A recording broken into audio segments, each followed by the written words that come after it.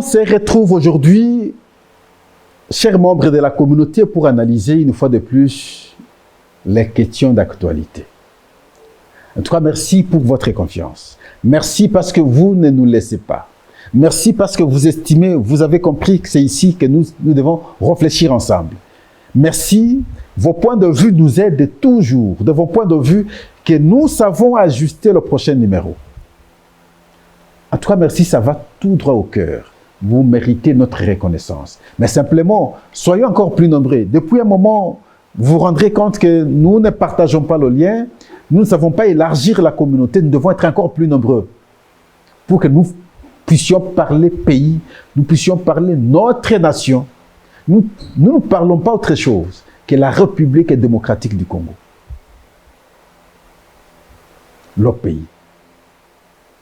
Ne nous comportons pas indécemment, s'il vous plaît. Lorsque nous avons des espaces de communication, à ce jour où le pays connaît des difficultés, certaines parties sont occupées, nous devons plutôt capitaliser les espaces que nous avons pour parler notre nation. Qu'on soit sur TikTok, qu'on soit sur Facebook, qu'on soit sur WhatsApp, qu'on soit, je ne sais pas dans quelle plateforme des réseaux sociaux, nous devons être à mesure plutôt de parler pays. On a très mal vendu l'image à travers le monde aujourd'hui. La République démocratique du Congo, sur les réseaux sociaux, ne s'engage que sur des superfétatoires, sur des bêtises. Nous les disons chaque jour et nous refusons ce genre de comportement. Nous sensibilisons pour que les gens puissent prendre conscience, comprendre que les espaces qu'ils ont, où ils ont autant d'abonnés par exemple, mais c'est l'occasion de parler de notre pays. S'il vous plaît, parlons pays parce que le Rwanda aujourd'hui marche sur le pays et ça fait la honte. Non seulement qu'il marche sur le pays, c'est s'organiser pour avoir des lobbying à chaque instance. Que ce soit en France, la preuve, le cas que nous revenons ces derniers temps pratiquement chaque jour, procès au Nana. Mais ce procès, c'est le Rwanda qui l'a pensé, a influencé maintenant ces organisations ensemble avec les Rwandais qui sont en France pour porter plainte contre Charles Onana.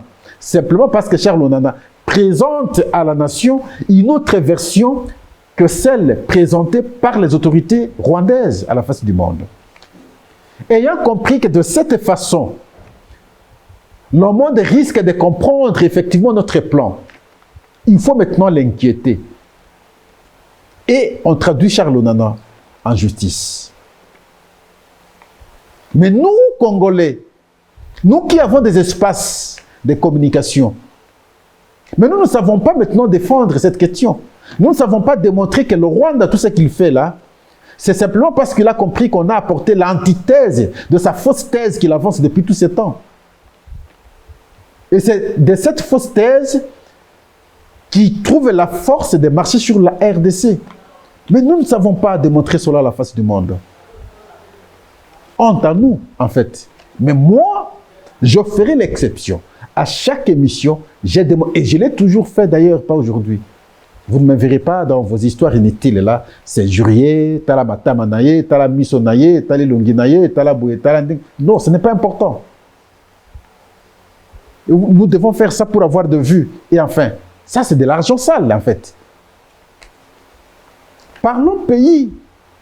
Réfléchissons sur notre avenir. Nous allons passer demain. Tout cool. Et ce pays sera laissé entre les mains de qui? Des gens qui savent s'injurier facilement.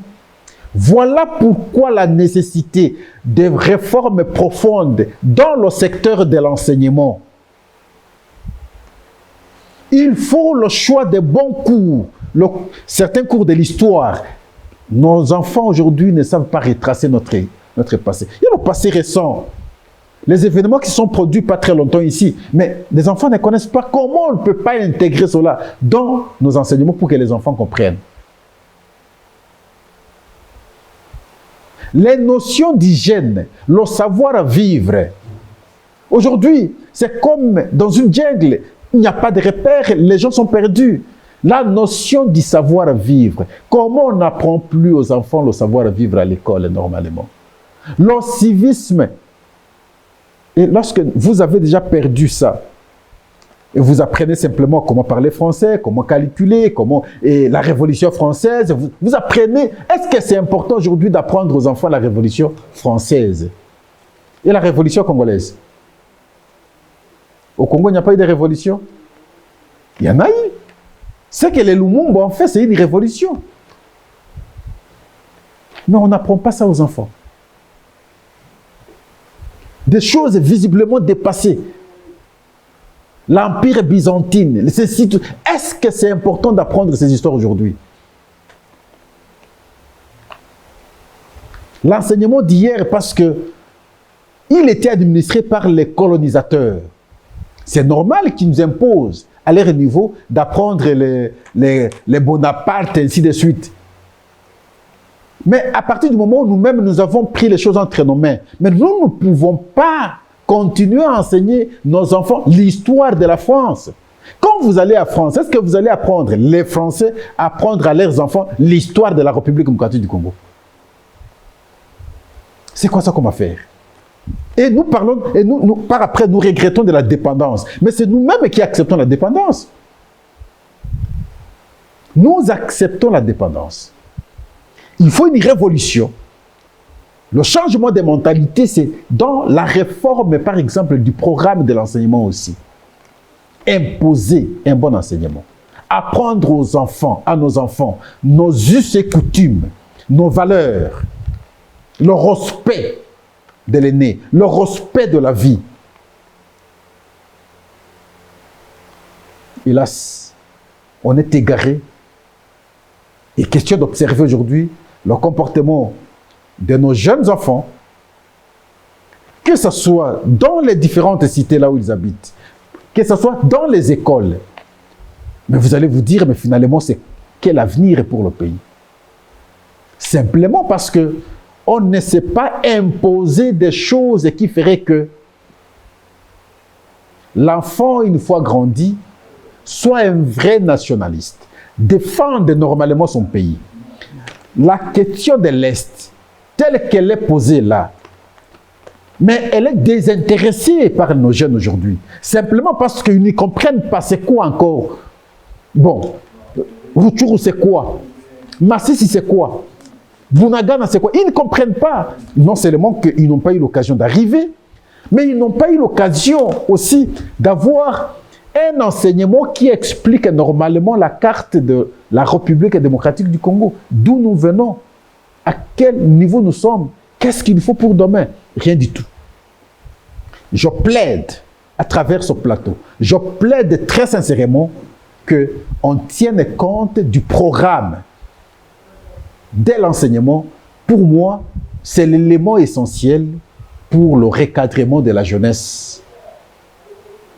On les impose d'aller à l'école à travers la gratuité. La gratuité, c'est une très bonne chose, mais en même temps, lorsqu'ils se retrouvent à l'école, qu'ils trouvent des programmes qui recadrent maintenant leur vision, qui recadrent maintenant leur manière de voir les choses lorsqu'il s'agit du pays. C'est important. Et c'est très important pour moi, en fait. Nous vous avons promis la question fondamentale de notre analyse. Lors de l'émission précédente, que nous allions aborder une question en rapport avec la demande de Moïse Katumbi. Moïse Katumbi, c'est le président du parti politique Ensemble, l'ancien candidat malheureux aux dernières élections présidentielles. Moïse Katumbi prend une lettre. Il demande, dans sa lettre, il demande la réhabilitation d'une piste d'atterrissage à Moulonde, le village Moulonde, le groupement Kanfoua, dans le territoire de Pueto. Le territoire de Pueto, c'est dans la province du Haut-Katanga. Vous allez m'excuser. Il demande la réhabilitation. Moi, Pascal, j'étais dernièrement dans ce territoire de Pueto. Je suis passé par Kasenga, parce qu'il y a une bifurcation. Je suis arrivé à Kilwa. De Kilwa, on a pris la route sur numéro 5 et jusqu'à Puerto, le chef-lieu. De Puerto, nous avons pris le lac Muero par bateau jusqu'à Kilwa, et de Kilwa, nous avons pris le véhicule jusqu'à Lubumbashi. J'avais démontré à travers mon émission, effectivement, la route numéro 5 est dans un état de délabrement. Il faut rapidement penser à sa réhabilitation parce que Puerto Centre semble être un peu enclavé. Ça sont ces évidences. J'avais démontré l'effort que le pays a déjà construit. Non, l'effort que le pays a déjà fourni avec la construction des écoles et des centres de santé dans ce territoire, dans le cadre des 145 territoires. J'avais balancé les images, vous aviez vu, des beaux bâtiments pour la construction des centres de santé et des écoles. À l'occasion, j'avais appris cette question de la construction d'une piste d'aviation par un privé, ici Moïse Katumbi, sans qu'il n'ait obtenu préalablement l'autorisation de l'autorité d'aviation civile, sinon substantiellement de l'État. Moi, j'avais appris ça quand j'étais là-bas. Je me suis posé la question. Comme ancien conseiller du ministre de Transport, et c'est l'occasion ici de saluer mon aîné José Makila, il m'a beaucoup appris. L'administration, là, lorsque nous étions au ministère des Transports, mon grand frère, je vous salue.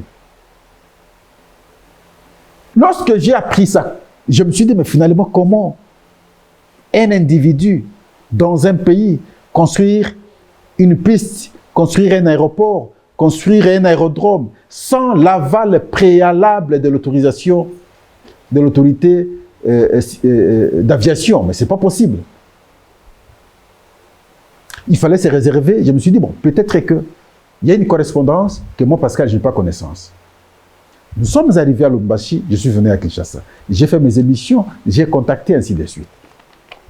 Et voilà, je tombe, pas longtemps qu'hier, à une lettre écrite par Moïse Katumbi, où il demande la réhabilitation d'une piste d'atterrissage à Mulonde, dans le groupement de Kanfoua, dans le territoire de Puerto.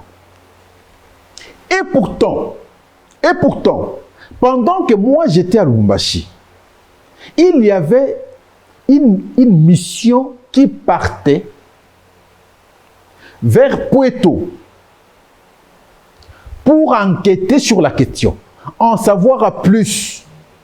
Est-ce que l'information que l'autorité d'aviation avait obtenue, avait reçue ici à Kinshasa, était vraie ou fausse? Il fallait maintenant se déplacer jusqu'à Mulonde, voir si les travaux sont faits, voir si on est en train de créer une piste. Et cette mission s'est rendue. C'est une mission d'intelligence. Elle ne s'affiche pas comme ça.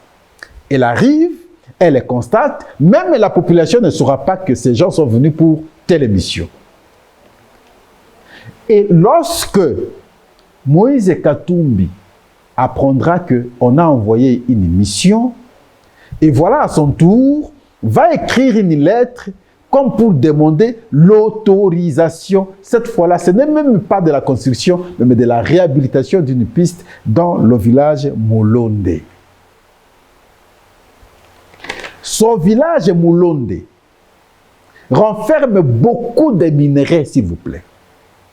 Des minerais connus et non connus. Vous savez, cette partie du pays a beaucoup de minerais. Ça cacherait quoi? L'intention serait laquelle? À chacun de pouvoir deviner. Moi, je vous informe, dans ce village, il y a beaucoup de minerais. Le village, je crois, c'est à 3 km de lac Muero. Lac Muero, c'est le lac qui fait frontière entre la République démocratique du Congo et la République de Zambie. La frontière, c'est au milieu du lac, dans les eaux. Et d'autres ont commencé à spéculer que c'est une façon de faciliter les atterrissages. Mais on risquerait d'avoir même des atterrissages non contrôlés parce que la piste voudrait être privée. Non. La bonne chose aurait été de demander d'abord préalablement l'autorisation avant de poser l'acte en termes du travail. En amont, vous demandez l'autorisation, on vous accorde l'autorisation après appréciation de la question et c'est simplement après qu'on peut vous autoriser maintenant si au moins, si l'État, dans cette disposition, autorise à un privé d'avoir une piste. Si l'État n'autorise pas un privé d'avoir une piste, vous privé, vous voulez qu'on ait une piste à tel endroit, vous devez cette fois-là collaborer directement, si vous avez des moyens, avec l'État pour que l'État s'engage pour la construction. Ça n'a pas été fait. Mais les travaux ont déjà été amorcés et c'est simplement après qu'on ait compris que la mission d'enquête est passée, donc il faut rapidement demander l'autorisation et il va écrire une lettre pour demander l'autorisation. Et la construction se faisait en catimini.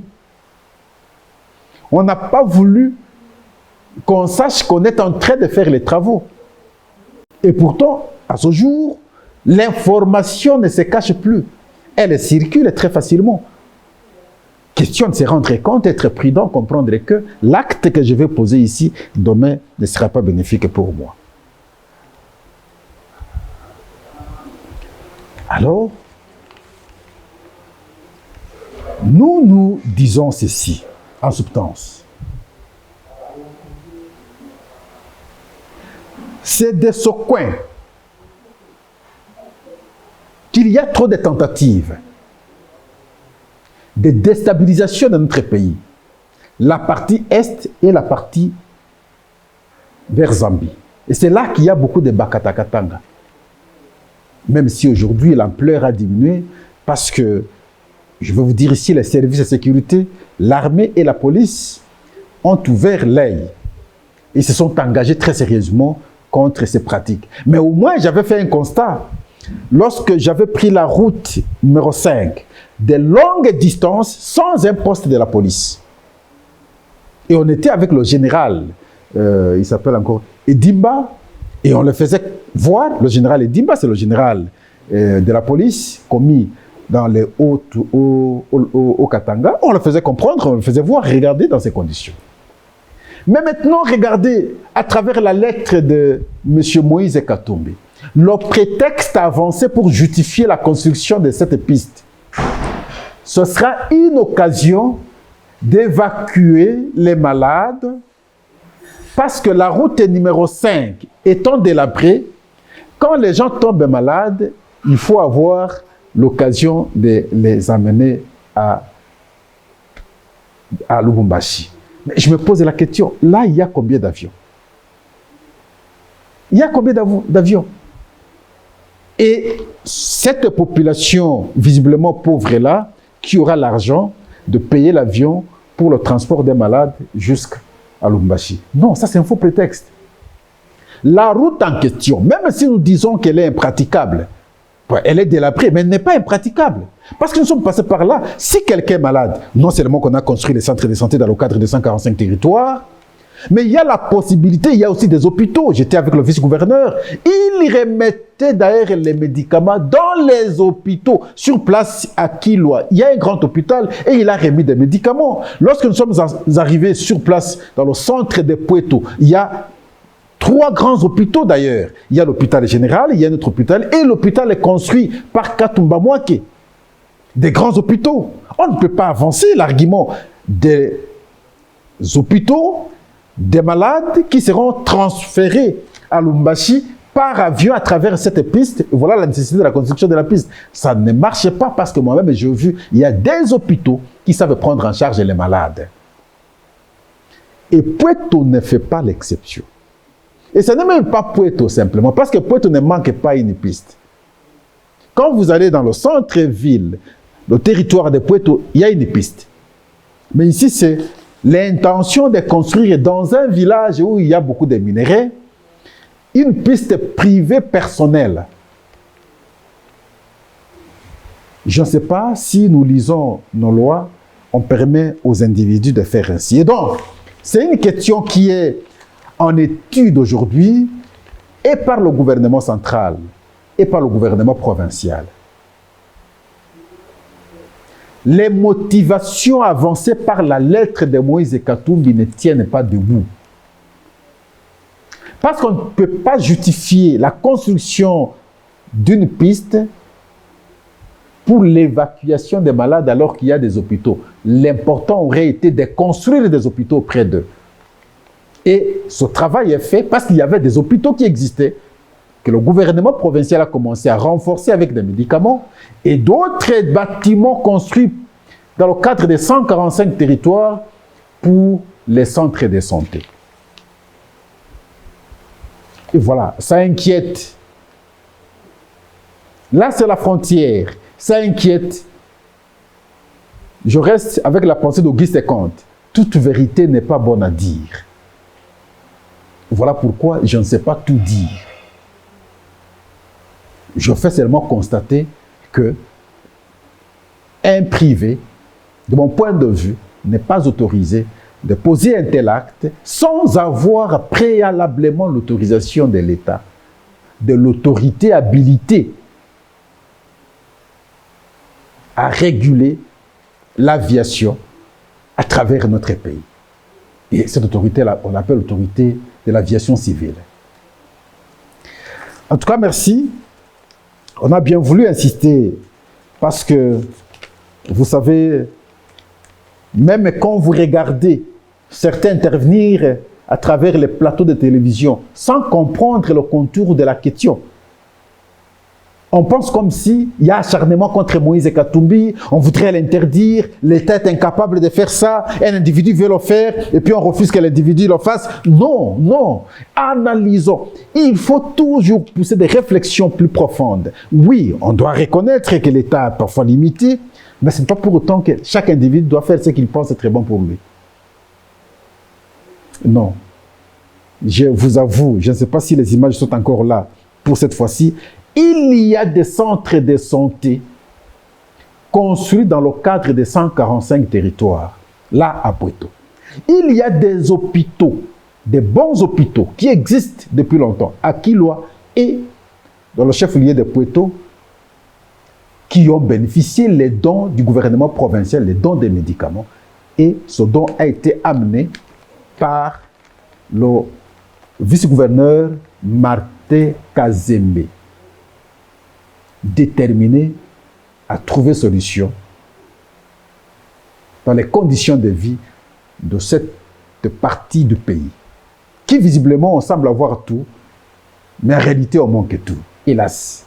Merci, on s'arrête là, nous vous remercions. On se retrouve probablement demain avec un autre numéro. N'allez jamais ailleurs, restez toujours ici, soyons plus nombreux, partageons les liens. Partageons les liens. C'est lorsque nous sommes nombreux que des questions fondamentales de l'État, questions fondamentales de notre vie, de notre avenir, le devenir de notre pays sera maintenant bien perçu par chacun de nous. Et vous verrez que un moment, tant soit peu, l'agir des uns et des autres pourra changer parce qu'on aura compris l'important pour notre pays. En tout cas, merci, au revoir et à la prochaine.